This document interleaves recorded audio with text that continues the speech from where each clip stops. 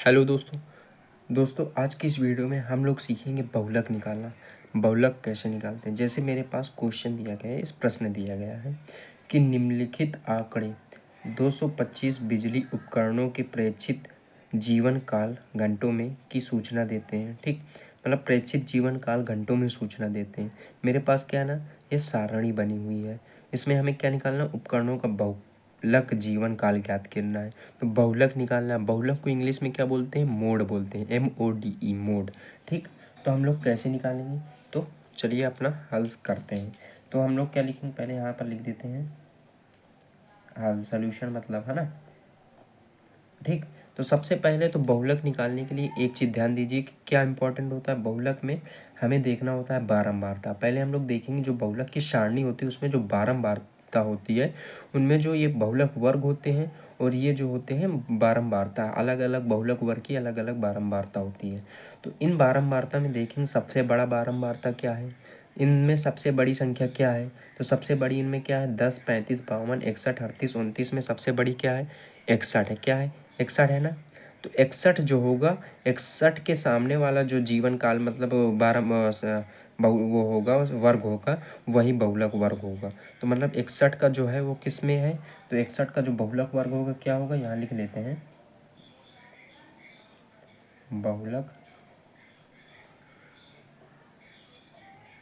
जो बहुलक वर्ग होगा वो कितना होगा, वो होगा ये 60 और 80 के बीच का, मतलब 60 और 80 के बीच का। तो ये हुआ मेरा बहुलक वर्ग। ठीक, अब ये मुझे पता चल गया कि मेरा बहुलक वर्ग कितना है, 60 और 80। तो अब हमें क्या निकालना, बहुलक का फॉर्मूला क्या होता है। तो बहुलक का फॉर्मूला मेरे पास देखिए क्या होता है, इसमें हम बताते हैं।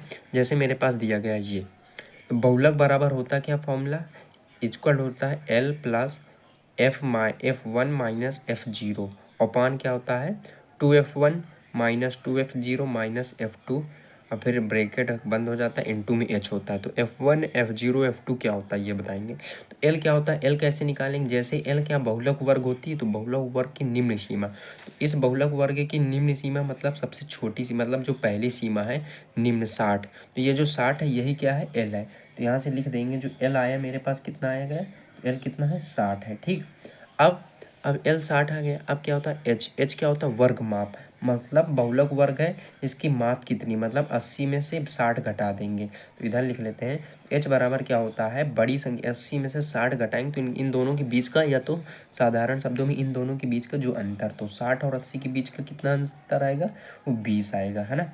80 60 घटाओ तो 20 आ जाएगा ना। तो H कितना है मेरा, 20 है। ठीक, ठीक, उसके बाद क्या होता है, उसके बाद होता है मेरे पास F1 क्या होता है, बहुलक वर्ग की बारंबारता।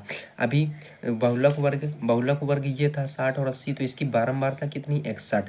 तो 61 ही जो है मेरी वो क्या है, F1 है। F1 कितनी मेरी, 61 है। ठीक, ये मेरे पास 61 आ गई। अब हमें क्या निकालना है, F0 और F2। तो F0 क्या होता है, देखिए F0 जो होता है वो बहुलक वर्ग से, जो बहुलक वर्ग होता है उससे ठीक पहले वर्ग की बारंबारता, मतलब बहुलक जो वर्ग है, मतलब F0 क्या है, बहुलक वर्ग क्या है, 60 और 80। तो इसके ठीक पहले वर्ग की बारंबारता, मतलब 61 के पहले 52 आएगा। 61 के पहले क्या, 52, क्योंकि देखो ये F1 है, क्या है ये F1 है। तो F1 के पहले क्या आता है, 1 के पहले क्या आता है, 0 आता है, तो ये F0 हो जाएगा। उसी प्रकार से F2 भी निकालना होता है इसमें। तो F2 क्या होता है, इसके बाद वाला, मतलब 1 के बाद 2 आता है तो ये 2 हो जाता है ना। तो F1 61 है, मतलब 61 है, तो F2 0 कितना हो जाएगा, F0 52 हो जाएगा। ठीक, और F2 कितना हो जाएगा, F2 इधर लिख लेते हैं, और जो मेरा F2 है वो कितना हो जाएगा, वो हो जाएगा 38। तो ठीक, अब मुझे सारे मान पता चल गए। अब हम लोग क्या फार्मूला में इनको रख देंगे और अपना हल निकालेंगे। तो चलिए फार्मूला लिखते हैं। फार्मूला क्या होता है इसका, दोबारा से फिर से लिख दे रहे हैं, इसमें थोड़ा सा ऊपर कर लेते हैं।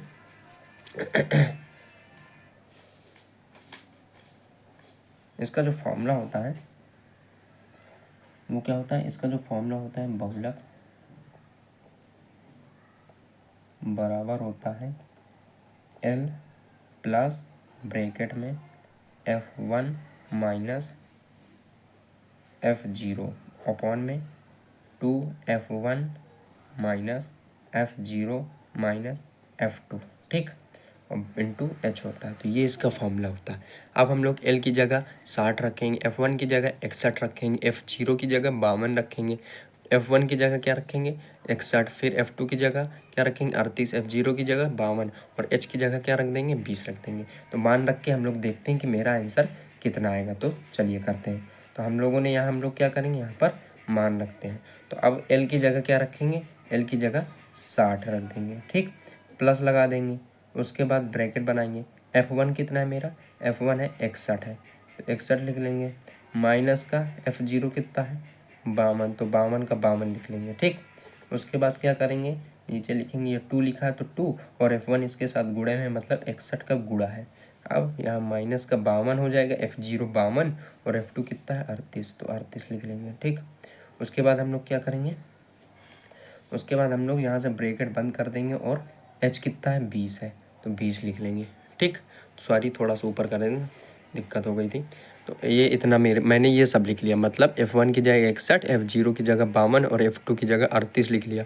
मतलब पूरे के जो मान दिए थे वो मैंने लिख लिए। अब इसको सॉल्व करेंगे। सॉल्व करते हैं तो पहले यहाँ से क्या लिख लेंगे, यहाँ से हम लोग लिख लेंगे 60, क्या लिख लेंगे तो 60 लिख लेंगे। उसके बाद इसको सॉल्व करेंगे।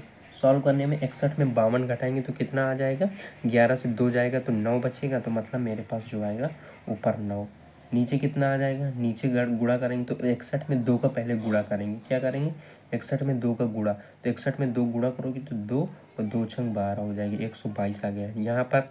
अब इन दोनों को जोड़ दो, क्योंकि माइनस माइनस जोड़ दो, तो 2 और 8 जोड़ोगे कितना आ जाएगा, 2 और 8 जोड़ोगे तो आ जाएगा 10, तो 0 लिखेंगे, 1 हासिल, 5 3 8 और 8 में 1 जोड़ेंगे तो 9, 90। यहाँ से तुम 20 लिख लो, ठीक। अभी मैंने ये लिख लिया, इतना आया मेरे पास, आपको समझ में आया। फिर हम लोग क्या करेंगे आगे, फिर वही हिसाब से 60 लिख देंगे। उसके बाद यहाँ से प्लस ब्रैकेट बनाएंगे, 9 लिख देंगे। अब क्या करेंगे 122 में 90 घटाएंगे, 122 में 90 घटाएंगे तो कितना बचेगा, 2 से 0 जाएगा तो 2 बचेगा, 12 से 9 जाएगा तो कितना 3 बचेगा, ठीक। तो 32 बचा यहाँ से और इंटू 20 लिख दिया, ठीक। अब मेरे पास इतना आ गया। अब हम लोग देखेंगे यहाँ से कुछ कट रहा, देखो ये 2, ये भी सम संख्या, ये भी सम संख्या, तो मतलब दोनों किसी न किसी से कटे, 2 से भी कटेगा, देखेंगे ये 4 से कट रहा है, ये भी 4 से कट रहा है और ये भी 4 से कट रहा है, तो 4 से दोनों काट देंगे। तो ये होता है 4 8 32 हो जाएगा और ये 4 5 20 हो जाएगा, ठीक। तो मतलब छोटी करेंगे संख्या थोड़ी सी, तो छोटी किया मैंने। अब इसको थोड़ा सा और ऊपर ले लेते हैं। उसके बाद क्या ना, ये थोड़ा दिक्कत आता है, वाइट वाइट आ रहा है ना पीछे का, थोड़ा तो सही रहता है। उसके बाद यहाँ से हम लोग क्या करेंगे, सॉल्व करते हैं, 1 मिनट।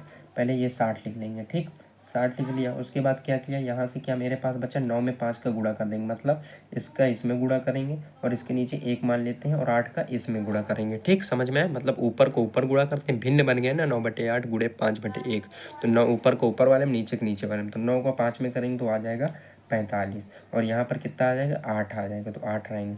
और इसके नीचे क्या ले लेंगे, 1 ले लेंगे। अब इसका एलसीएम ले लेंगे, तो इसका एलसीएम इधर बता दे रहे हैं, तो इसका एलसीएम लेंगे तो कितना आएगा, इसका एलसीएम 8 आएगा, ठीक। अब 8 का गुणा इसमें होगा तो 8 0 0 8 छंग 48, मतलब 480 आ गया प्लस 45। अब मैंने 45 लिख लिया, ठीक, इतना लिख लिया। अब हमें क्या करना है, इसको जोड़ देंगे, तो 0 में 5 जोड़ेंगे तो कितना 5 आ गया। उसके बाद 4 में 8 जोड़ेंगे तो 12 आ गया, ठीक। उसके बाद 4 और 1 हासिल जो था 5, मतलब 525/8 ये मेरा आया, ठीक। सॉरी 525/8 जो आया ये आया मेरा। उसके बाद क्या करेंगे, यहाँ पर से इसको हम डिवाइड करेंगे। तो अब इसको जब डिवाइड करेंगे तो डिवाइड कैसे करेंगे, इधर बता दे रहा है, 8 से 525 को डिवाइड करेंगे। क्या करेंगे, 8 से 500, इसको काट दे रहे हैं, 525 को डिवाइड करेंगे, ठीक।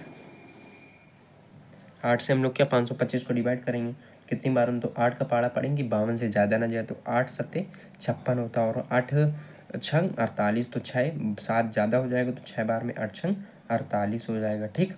अब 52 में 48 जाएगा तो 4 बचेगा, फिर यहाँ से 5 उतरेगा। अब 8 का पाड़ा पड़ेंगे, 45 से ज़्यादा ना जाए, तो 8 छंग 48 और 8 45, मतलब 5 बार में जाएगा, है ना, तो ये 40 हुआ, ठीक। अब मेरे पास कितना बचा 5। अब यहाँ हम दशमलव बढ़ाएंगे तो यहाँ पर 0 आएगा। अब 8 का पाड़ा 6 बार पढ़ेंगे, 8 छंग 48 आ जाएगा, ठीक। उसके बाद यहाँ से कितना आ जाएगा, यहाँ से 2 आ जाएगा, फिर पॉइंट लगाए तो 0 उतरेगा, फिर 8 दूनी 16 हो जाएगा, मतलब बस इतने ही तक जाएंगे, ठीक, इतने ही तक जाएंगे। उसके बाद इसको काट देंगे यहाँ से, ठीक। इतना मेरा मतलब कितना आया, 65 65.62 आया। तो ये जो आया 65.62 यही इसका आंसर है। तो 65 65.62 आया है, ये इसका आंसर। तो किस में आया है, जबकि हमें घंटों में निकालना था, ये घंटे में आया है ना।